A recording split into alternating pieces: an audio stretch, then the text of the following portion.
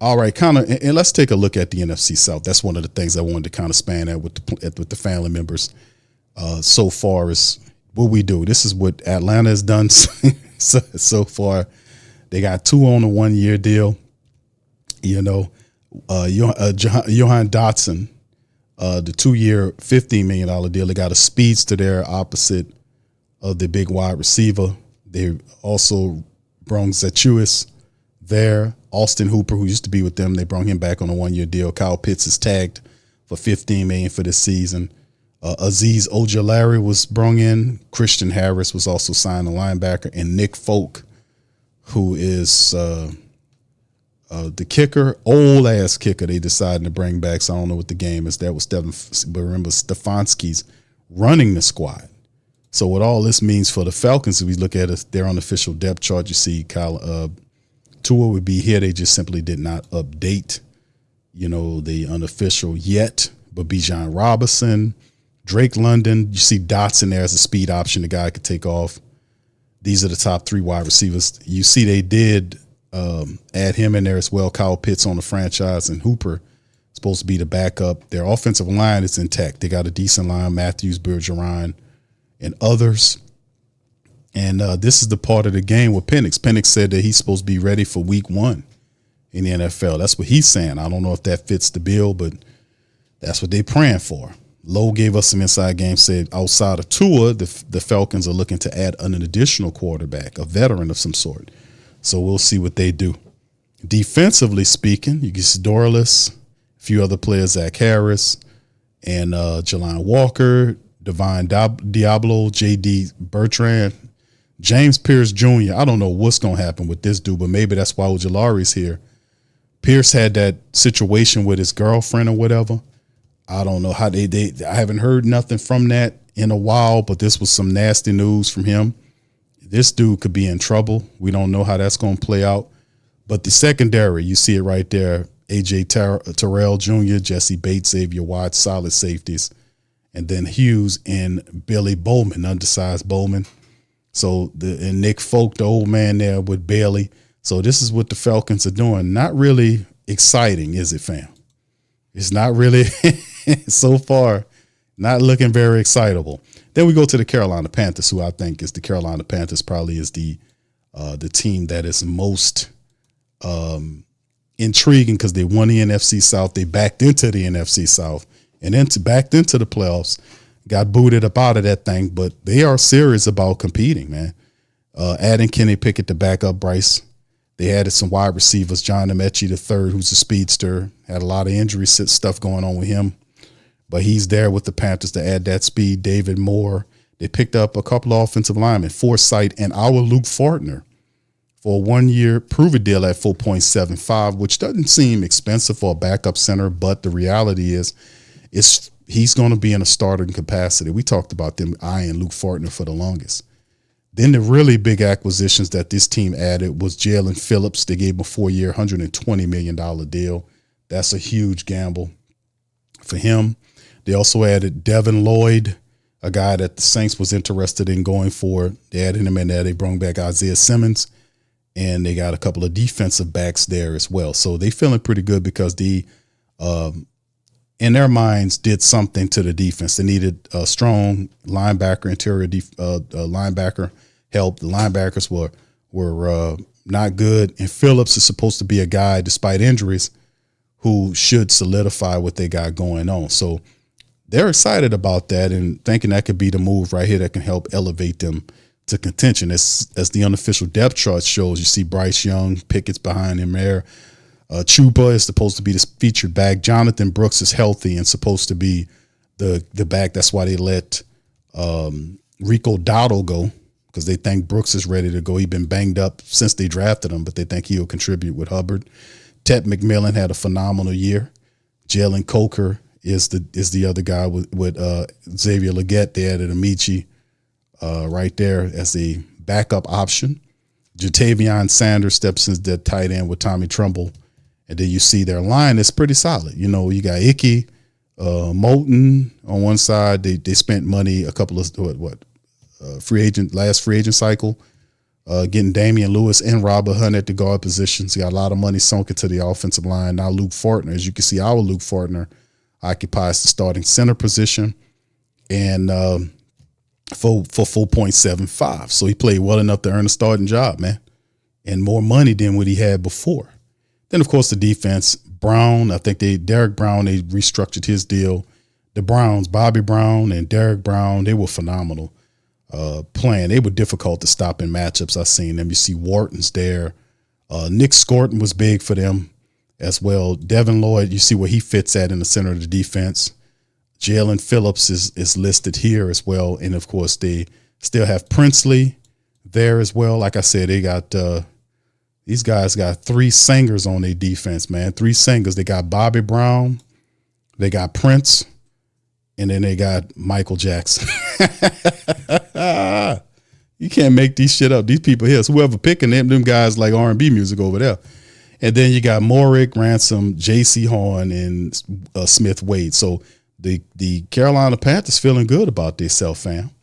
They're feeling good about themselves, man. But all that R&B music and shit. And then, of course, the Tampa Bay Buccaneers, not much to talk about. In terms of the Buccaneers, Kenneth Gainwell was a solid acquisition, good running back. They brought back Cade Otton. Today they picked up Ashawn Robinson, who was released. They add him into the interior defensive line, and Alex Anzalone is the pickup for the Tampa Bay Buccaneers. Is the Buccaneers trying to get back? We know eventually with everything that happened with them, they have to kind of get back on the plus side of things. Baker Mayfield good again. He really struggled late, lost the team. But Bucky Irvin, Kenneth Gainwell is still there. Chris Godwin steps up. When Mike Evans is gone for a 3-year deal to the San Francisco 49ers, Emeka steps into that role. Jalen McMillan is a good young wide receiver as well. Cade Otton was brought back as a starting tight end. And then, of course, you see Wilfs, Brederson, Barton, Mulch, and Godecki on the offensive line. Decent line. Then defensively, you see Big Vita Vey. Robinson will sit on the defensive line with him. Alex Anzalone joins those guys interiorly to bring some veteran ability there. Yaya Diaby and all these guys supposed to step up. And, of course, you see on the back end of the secondary, Antonio Winfield's a stud. You see Zion McCullum play better, Tyke Smith and others. Is people really excited about what Tampa Bay is going to do? I don't know. I think Tampa Bay is on the downward slide of what we got going on. And, of course, finally, look at what we talked about with our black and gold and our Saints, ETN, Fant, Edwards, Ridgeway, Ellis, Blackman, and Wright are the signees for our black and gold. And if you look at the depth chart, our official depth chart as well that we talk about here, Tyler Shuck with Spencer there, ETN with Elvin as RB2, Kendre Miller RB3, Neil at RB4, Chris Olave, Vele, and Tipton. You still have Polk here, who should have a role up here. Bub Means and these other guys, Trey Palmer, they should be healthy and raring to go. But the Saints deep at the wide receiver position. We just have to see who stands out. Juwan Johnson with Noah Fant as the tight end 2 for them. And then the offensive line, Kelvin Banks Jr., David Edwards is going to be fierce running to that left side. McCoy comes back healthy. The Salad at right guard, and Tali Fuaga. So the Saints still have some work to do. Akeem Richards is the swing tackle. They still have Barry Wesley, the former Falcon here. Xavier Truss is the former Houston Texan guy that plays guard and tackle. Torrey Simpkins still has to get better. Will Sherman was a good pickup for him. He started several games when backup guy hurt. He had to come in there and play. Did actually well. And Nick Saldiveri is like Kendre Miller. He hurt every year, and at least Kendre Miller is actually playing some games. This damn guy, nobody got smokes for Nick Saldiveri. He don't play any games. He never healthy. I remember one year the Saints put this guy in the starting role, and he ended up getting hurt, and the guy had been hurt ever since. I can't think of a player who gave zero impact to the team. I guarantee you the first in the cafeteria. And then, of course, you look at the defense. You see Vernon Brockton with Cam falling off the depth chart because he's an unrestricted player. Vernon Brockton, the 3rd-round pick there. Devine Gacho, Brian Bresee. Backups Nate Shepard, Christian Boyd, John Ridgeway, who signed his agreement We have Kozai Izzard, who's one of the practice squad guys, and Miles Cole. Y'all probably remember Miles Cole. We picked up. That's the 6'6", 280-pound defensive lineman the Saints picked up as well to see what he does, right? And then, of course, Carl Granderson. You see Caden Ellis is there where DeMario used to be next to Pete Werner. Got Chase Young there. Backup Stepman, Ford, and Isaiah Stallbird for the Saints as it stands. Then we go Chase Young here. And then, of course, you go into the secondary. You got Kool-Aid McKinstry, Quincy Riley, and they got Jordan Howden at the nickelback position. Now, this is unofficial. But Blackman at safety and Howden at the nickel position. And like I said, I mentioned this, and like I said, this is unofficial. We don't know exactly how this is all going to play out. But like I said, there was a talking point that was being bantered around on the street about Jordan Howden and where he could play in the Saints defense. I never seen Howden play nickel. You know, I don't know if that position, but is this something that they could be possibly rolling around? Again, this is just speculation. We'll see what happens there. But nonetheless, you see Jonas Sanker here. We'll see what happens here because Sanker should have this FS1 job and Blackman should be in the backup. Sanker did enough to earn the starting role, so we know that's not right. Then, of course, the backups for the cornerback position, an expensive Isaac Yiadom. Where did he fit in there? Dallas Beanham, who's an inexpensive, undrafted cornerback with potential. You got the safety player, Elliot Davison, Benny Bishop Jr., Jaden Price, who actually had a decent practice camp, showed some stuff. Rajon Wright was another guy that they could be high on as well. So it's always some undrafted guy that steps up and see what he can do going forward. So do we have those? And like I said, there's still a lot of time in free agency. The draft is late April. A lot of stuff can happen. Of course, Charlie Smith is your kicker and Ryan Wright is your punter. So we got a strong leg kicker and we got a strong leg punter. So the Saints is doing some stuff. And as you can see, they did get this right with the punt returner being Trey Palmer. So, Trey Palmer coming off injury, he can help us there.